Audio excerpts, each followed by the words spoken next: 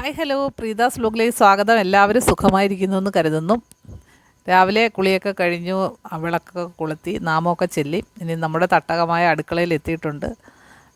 ഇന്ന് ഇടിയപ്പമാണ് ഇന്നത്തെ രാവിലത്തെ ബ്രേക്ക്ഫാസ്റ്റ്. അങ്ങനെ തേങ്ങ പൊട്ടിച്ചപ്പോൾ നല്ല മധുരമുള്ള തേങ്ങാ വെള്ളം അത് ഞാനങ്ങ് കുടിച്ചു. അല്ലെങ്കിൽ രാവിലെ ചായ കുടിക്കുന്ന പതിവൊന്നുമില്ല കേട്ടോ. രാവിലെ കുറച്ച് വെള്ളം കുടിക്കുന്നതാണ് പതിവ്. ഇനി ബ്രേക്ക്ഫാസ്റ്റ് കഴിക്കുമ്പോൾ മാത്രമാണ് ഞങ്ങൾ ചായ കുടിക്കുന്നത്. പണ്ടൊക്കെ രാവിലെ കട്ടൻ കാപ്പി കുടിക്കുമായിരുന്നു. ഇപ്പം കുറേ വർഷങ്ങളായി ഇങ്ങനെ കട്ടൻ കാപ്പിയോ ചായയോ ഒന്നും രാവിലെ കുടിക്കാറില്ല. ബ്രേക്ക്ഫാസ്റ്റ് കഴിക്കുമ്പോഴാണ് ചായയോ കാപ്പിയോ എന്തെങ്കിലും കഴിക്കുന്നത്. അങ്ങനെ ഇടിയപ്പം ഉണ്ടാക്കുകയാണ്.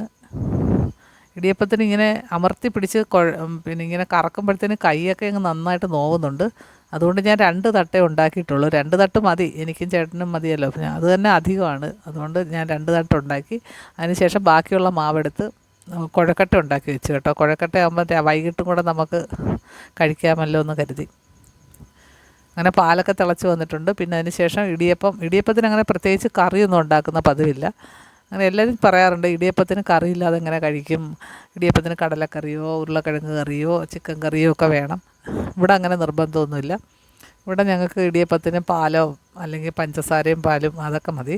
ഇല്ലെങ്കിൽ ചുമ്മാ പഞ്ചസാരയോ പഴമോ ഒക്കെ കൂട്ടി കഴിച്ചോളും. പുട്ടിനും അങ്ങനെ വലിയ കറി വേണമെന്നൊന്നും നിർബന്ധമില്ല.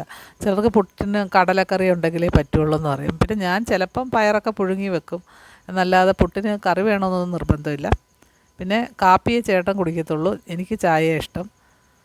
അതിന് ഈ ബ്രൂവിൻ്റെ സാക്ഷം ഇങ്ങനെ വാങ്ങി വെച്ചിട്ടുണ്ട്. അത് ഒരു ഗ്ലാസ്സിന് ഒരു പാക്കറ്റ് വീതം ഇട്ടാൽ മതി. അതാകുമ്പം മറ്റേ ഒരു ടിന്നിൽ മേടിച്ച് വെച്ചാൽ മിക്കവാറും ഈ ബ്രൂ കട്ടിയായിപ്പോവും.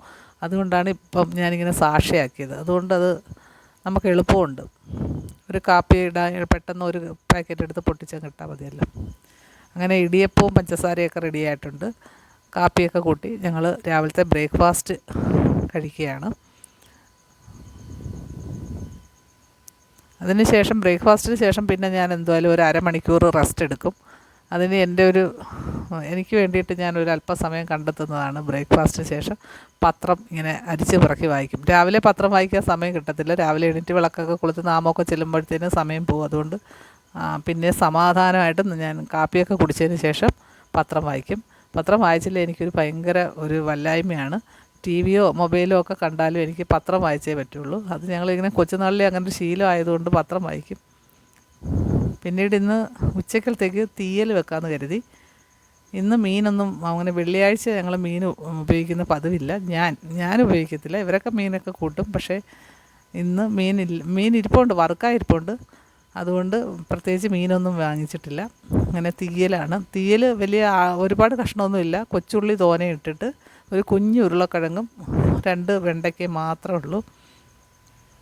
അങ്ങനെ വറുത്തരച്ച് തീയൽ വെക്കാമെന്ന് കരുതി എല്ലാം റെഡിയാക്കി തേങ്ങ വറുത്ത് കഴിഞ്ഞപ്പോഴാണ് കറണ്ട് പോയത്. ടച്ച് വെട്ടുന്നത് കൊണ്ട് ഇപ്പോഴെങ്ങും ഇനി കറണ്ട് വരത്തില്ലെന്നും പറയുന്നുണ്ട്. അങ്ങനെ ആകെ വിഷമിച്ചിരിക്കുകയാണ്. അങ്ങനെ ഞാനെന്നാൽ മെഴുക്കുവരട്ടി വെക്കാമെന്ന് കരുതി.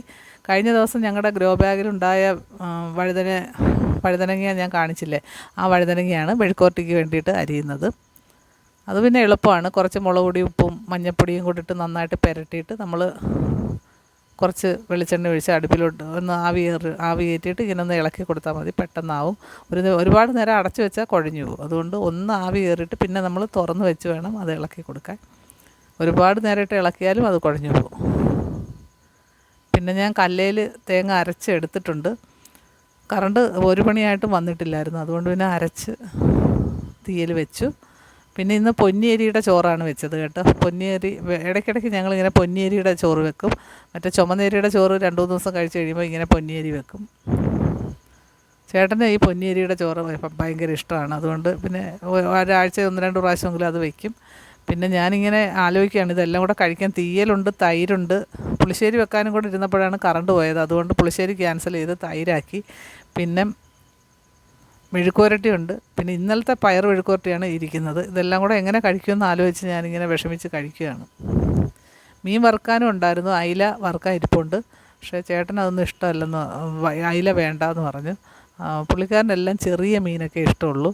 ഇങ്ങനെ നെത്തോലി, കാരൽ, അതേപോലത്തെ ചെറിയ ചെറിയ മീനൊക്കെ ആണെങ്കിൽ പുള്ളിക്ക് ഇഷ്ടമുള്ളൂ. അയിലയും ചാളയൊന്നും അത്ര താല്പര്യമില്ല.